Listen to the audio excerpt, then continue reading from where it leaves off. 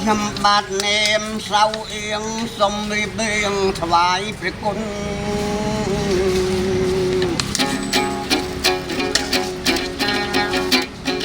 ដែលកើតមកក្នុងវត្ថុយាយជនមិនមានគ្រូរៀនប្រាប់តែក្តីទៅតែប្រដេកជាថ្ងៃគុណ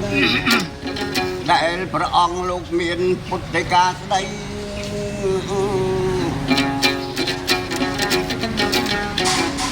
ខ្ញុំកណានអ្នកជាបៃមិនបានដឹងពាក្យដឹងសម្ដីសាសគេដតីចូលលុកកកោជាតិខ្មែរអើយ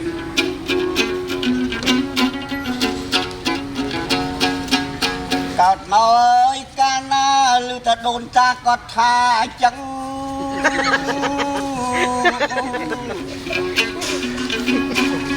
ខ្ញុំកណាមិនបានដឹងនេះនិយាយតាមពីដូនតាកប៉ៅអោមិនហៅថងព្រះអង្គអើយខ្ញុំកណាកើតមកដឹងកាលណាលឺចូលសំដីមកពីដូនតាគាត់ថាកប៉ៅអោនឹងកប៉ៅខោ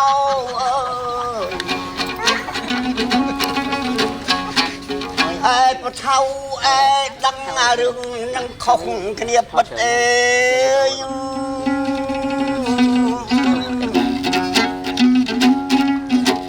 ប្រតិគុណមានសន្តិការខ្ញុំកណាក៏ពិនិត្យគិតទៅមិនខុសអី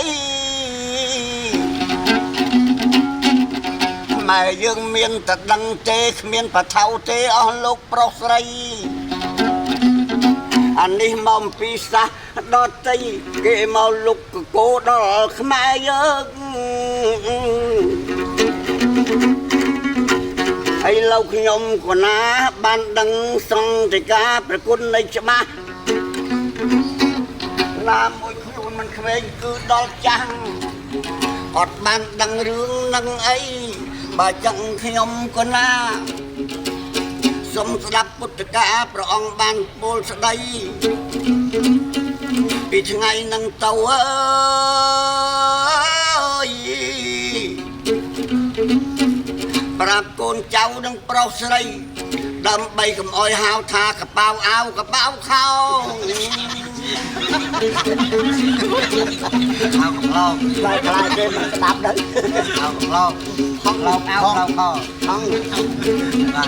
ហៅដល់អោតំខមួយយ៉ាងទៀតអើយរឿងនឹងកូនត្រូវដឹងកុំហៅពុទ្ធៅអើយ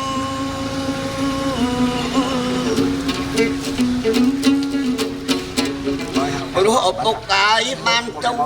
លោកថាឲ្យហៅចោព្រះអង្គក៏មានសង្ឃដីកាស្ដីអានេះគឺភាសាគេទេកូនណាកុំហៅបថៅអីពីថ្ងៃនឹងទៅស្ដាប់អូនអ្នកដេញចបៃកូនប្រុសឬកូនស្រីកុំហៅបថៅអីហៅថាដឹងទៅ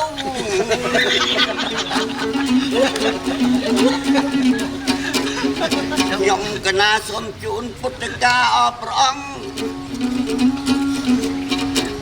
បើសិនណាជាខ្ញុំឬមិនខ្ញុំសូមប្រគុណមេត្តាប្រណីព្រោះចម្រៀងមកច្រើនណាស់មានក្មេងមានចាស់មានប្រុសមានស្រីបើចាំងប្អូននៅខាងឆ្វេងដៃចាប់ចបៃជាងជូនប្រគុណទៀតទៅអីអើយអើយអូនណាជាងជូនប្រគុណទៀតចាប់ទេជូនប្រគេនកិច្ចអត់ប្រគេនពីគុណណាអត់ទេភាសាខ្មែរគេជូនចាស់ចាស់ឯងដល់អែ